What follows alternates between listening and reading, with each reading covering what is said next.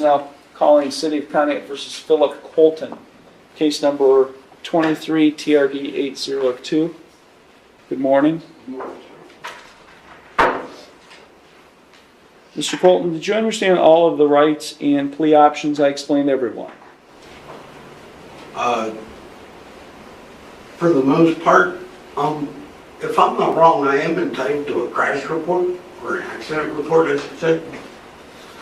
Well, if you're not wrong, then you want to plead not guilty today, right? Yes, sir. Okay, so, and that can be obtained by you and or your attorney from the law director or the prosecutor's office. I have asked, I've went to records and it is not available. Okay, well, we can deal with that later. Okay. This is your initial appearance hearing. Did you have any questions about the rights and plea options I explained to you earlier? No, sir. Did you receive a copy of this traffic citation that was issued on November 4th, 2020? Yes, yes, sir. Okay, you are charged with one count of stopping after or failing to stop after an accident or leaving the scene of crash or accident. A violation of section 335.12A1 of the Pontiac City Ordinances. If you're convicted of this offense, it's a first-degree misdemeanor. If you're convicted of this offense, you face a maximum 6 months in jail and a maximum fine of $1,000. Do you understand that? Yes, sir. Also, if there is anyone who is damaged as a result of your actions and you're convicted of this offense, the court could order restitution, order you to pay restitution to that victim of up to $5,000. Do you understand that as a possible consequence? Finally, if you're convicted of this offense, you face a minimum license suspension of 6 months up to a maximum 3 years. So do you understand that as a possible consequence? And how do you wish to plead to this charge? The court will accept your not guilty plea.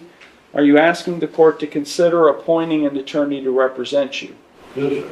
Okay, will you be retaining an attorney? No, sir. I'll be representing myself.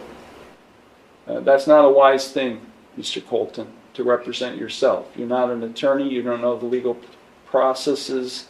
So I do have that right, though, right? You sure do, sir. Okay. You absolutely have the right to represent yourself, just like you have the right to superglue a sombrero to your head. But having the right to do something doesn't always mean it's a good idea. Defending yourself in a criminal case, where you could face jail time, heavy fines, or a suspended driver's license, falls squarely into the category of you can, but really shouldn't. So you wish to represent yourself. Yes, sir. Do you read and write English for the record? Yes, sir.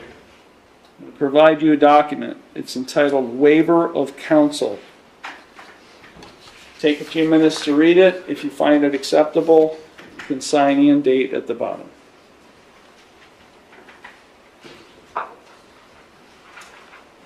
The court finds the defendant has executed in open court the written waiver of counsel document. In this case, Mr. Colton has decided to represent himself, so he will be pro se. Okay, Mr. Colton, I do not have a written bond recommendation from the prosecutor or law director, as this was a citation issued by the police officer, so I have to ask you a few questions. Do you live, the ticket has you at 5 West Main? Yes, sir. What's the apartment number? 37. 37 in Pontiac. How long have you lived there? 4 years. 4 years? Let's see, Mr. Colton has no prior criminal history in this court.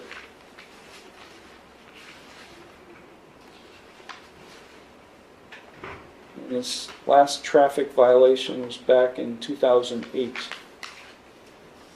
Mr. Colton does not represent to be a flight risk. I will set bond in the amount of $5,000 personal recognizance. And I will set this case for a pretrial conference in the near future. We're being released on your own recognizance, Mr. Colton.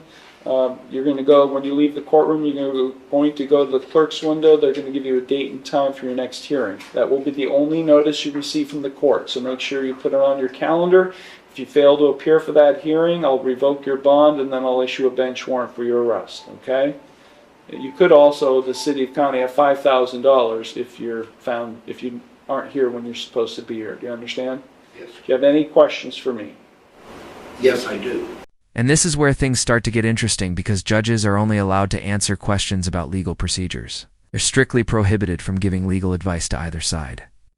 That boundary is about to become very important. Okay, I am not your attorney. I am not your legal advisor. So if you're going to ask me, like you're not the first one who's going to ask me legal questions. I cannot answer your legal question, only procedure. So you have any procedural questions for me? Yes, I do. Go ahead. I would like to know why I am not getting an accident report. Mr. Colton, you're going to represent yourself. There are what we call rules of discovery.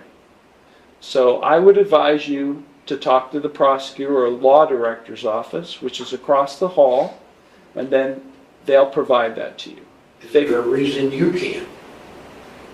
This is where we get into the situation where a non-lawyer isn't familiar with the procedures. The court doesn't provide discovery. Discovery is exchanged between the parties. How come the records office will not give me a copy? Talk to the law director's office. Okay? Yes, sir.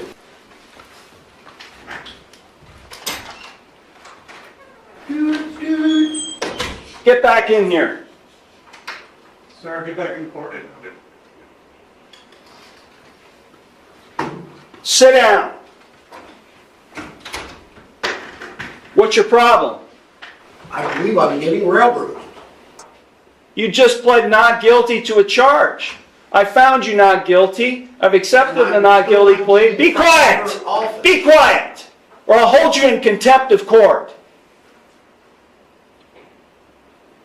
Now, why do you feel railroaded? Because you went to the police department and asked for a copy of the report. You went to the wrong office. And any attorney would know that. You go to the law director's office, which is prosecuting this case. And you don't get it from the court. Any attorney knows that. You might want to reconsider representing yourself, Mr. Colton. No, sir. Okay. Do you have any other noises you want to make before you leave this courtroom? No, thank you. Then get out of here without making a noise. Yes, sir.